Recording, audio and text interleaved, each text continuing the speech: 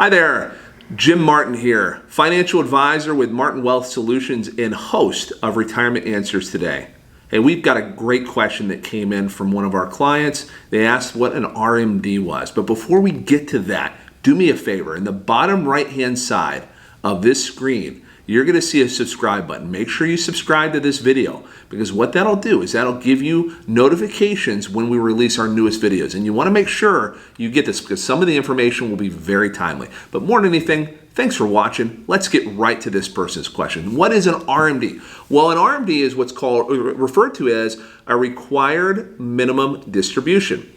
And if you have an IRA, a 401k, a 457, a 403b, a SEP IRA, or a simple IRA, I think I got them all, but I probably missed a couple. But otherwise known as qualified money, pre-tax money, you have something that that other people don't have. You have a partner in crime. Your partner in crime is Uncle Sam.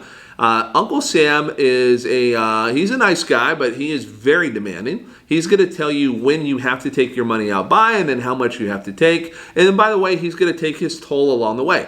That's otherwise known as a required minimum distribution. Now, an RMD, as we'll call it from here on out, it starts at age 72. It used to be 70 and a half, and through the Secure Act, they moved that, or maybe it was the CARES Act. There's so many acts right now, I can't keep up with them.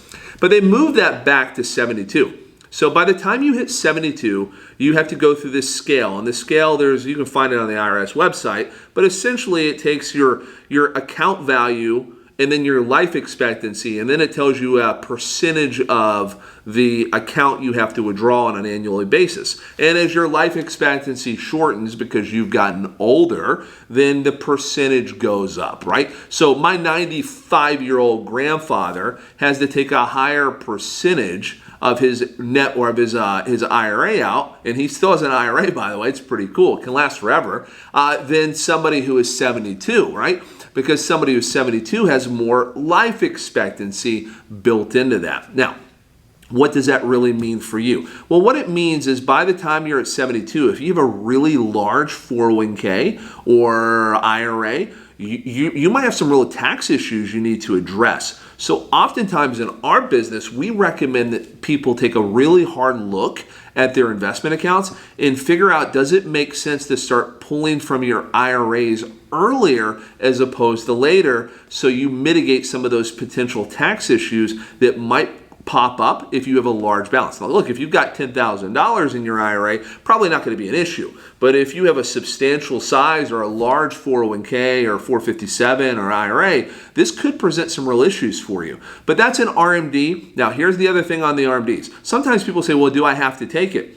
Well, no, you don't have to do anything, but you will be taxed if you don't. And don't quote me on this, but well, I know what the tax is. It's 50% of your RMD. So look, if your RMD was $10,000 and you didn't take it, guess what? Your tax on that RMD is $5,000. It's really punitive. So you really want to make sure you take your RMDs. The other thing is, if you have aging parents, this can be a bit of an issue because sometimes they can forget. You know, when you're 89 years old, you probably have a pretty good handle on things, but you might forget some nuanced things if you have a small IRA over at the bank and a larger one over here. So generally speaking, consolidating can be a better solution for RMDs because we can look at it. But it does bring it to the other point. Let's imagine you have two IRAs. And one IRA has an RMD and the other one does as well. Do you have to take it proportionally amongst the two? No. You can take it all from one or proportionally amongst the two, or 70% here and 80% here. The IRS doesn't care, okay? Uncle Sam doesn't care what account you take it from. He just wants to make sure you take your full RMD for the calendar year,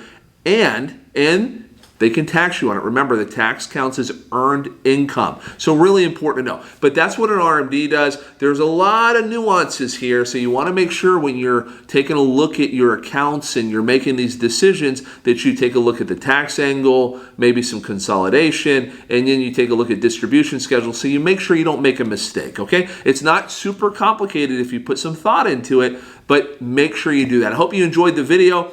If you need to sit down and talk with us, there is a Calendly link in the notes here somewhere. I don't know exactly where it's at, but go ahead and click on that. You can schedule a 25-minute, 30-minute visit with me, and we can talk about where you're at and hopefully build a strategy so you have the best plan possible. Hey, plan well, retire awesome. Make sure you subscribe, and we'll see you next time. Thanks for watching.